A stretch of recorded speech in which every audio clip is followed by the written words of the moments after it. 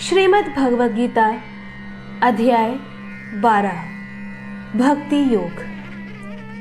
अर्जुन ने पूछा, जो आपकी सेवा में सदैव तत्पर रहते हैं या जो अव्यक्त निर्विशेष ब्रह्म की पूजा करते हैं, इन दोनों में से किसे अधिक सिद्ध माना जाए?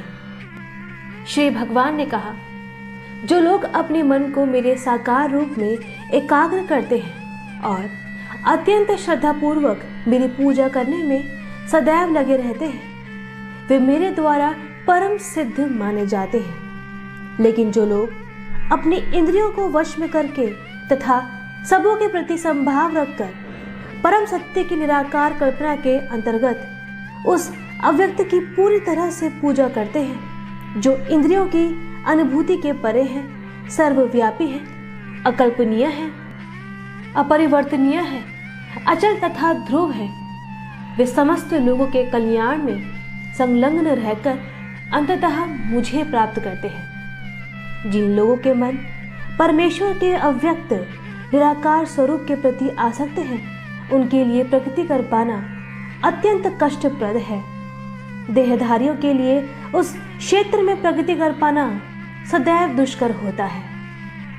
जो अपने सारे कार्यों को मुझ में अर्पित करके तथा अविचलित भाव से मेरी भक्ति करते हुए मेरी पूजा करते हैं और अपने चित्तों को मुझ पर स्थिर करके निरंतर मेरा ध्यान करते हैं, उनके लिए हे पार्थ, मैं जन्म मृत्यु के सागर से शीघ्र उद्धार करने वाला हूँ। मुझ भगवान में अपने चित्त को स्थिर करो और अपनी सारी बुद्धि मुझ में लगाओ। इस प्रकार तुम निस्संदेह मुझ में सदैव वास करोगे। हे अर्जुन, हे धनंजय, यदि तुम अपने चित्त को अविचल भाव से मुझ पर स्थिर नहीं कर सकते, तो तुम भक्ति योग के विधि विधानों का पालन करो। इस प्रकार तुम मुझे प्राप्त करने की चाह उत्पन्न करो। यदि तुम भक्ति योग के विधि विधानों का भी अभ्यास नहीं कर सकते, तो मेरे लिए कर्म करने का प्रयत्न करो, क्योंकि मेरे लिए कर्म करने से तुम पूर्ण अवस्था अर्थात सिद्धि को प्राप्त होंगे। किंतु यदि तुम मेरे इस भावनामृत में कर्म करने में असमर्थ हो, तो तुम अपने कर्म के समस्त फलों को त्याग कर कर्म करने का तथा आत्मस्थित होने का प्रयत्न करो। यदि तुम ये अभ्यास नहीं कर सकते, तो ज्ञान के अनुशीलन में लग जाओ। लेकिन ज्ञान से श्रेष्ठ ध्यान है और ध्यान से भी श्रेष्ठ है कर्म फलों का परित्याग, क्योंकि ऐसे त्याग से मनुष्य को मन शांति प्राप्त हो सकती है।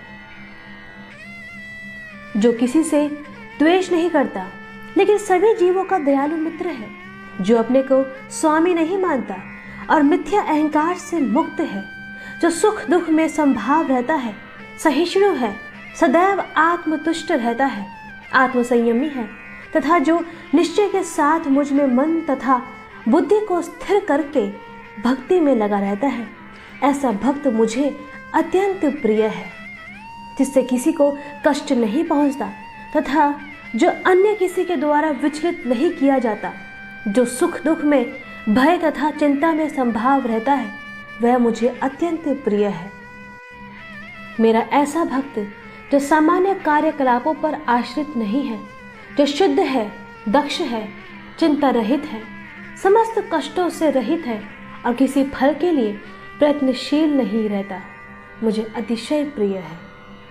जो न कभी हर्षित होता है, न शोक करता है, जो न तो पछताता है न इच्छा करता है, तथा जो शुभ तथा अशुभ दोनों प्रकार की वस्तुओं का परित्याग कर देता है, ऐसा भक्त मुझे अत्यंत प्रिय है।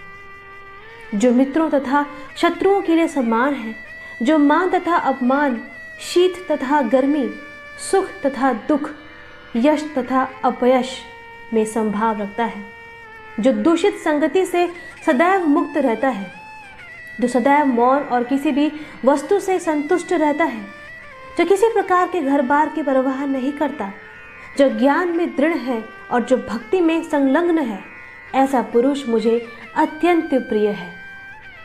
जो इस भक्ति के अमर पथ का अनुसरण करते हैं और जो मुझे ही अपना चरम लक्ष्य बनाकर श्रद्धा सहित पूर्ण रूपेण संलग्न रहते हैं, वे भक्त मुझे अत्यधिक प्रिय है, जो इस भक्ति के अमर पथ का अनुसरण करते हैं और जो मुझे ही अपना चरम लक्ष्य बनाकर श्रद्धा सहित पूर्ण रूपेण संलग्न रहते हैं। वे भक्त मुझे अत्यधिक प्रिय हैं।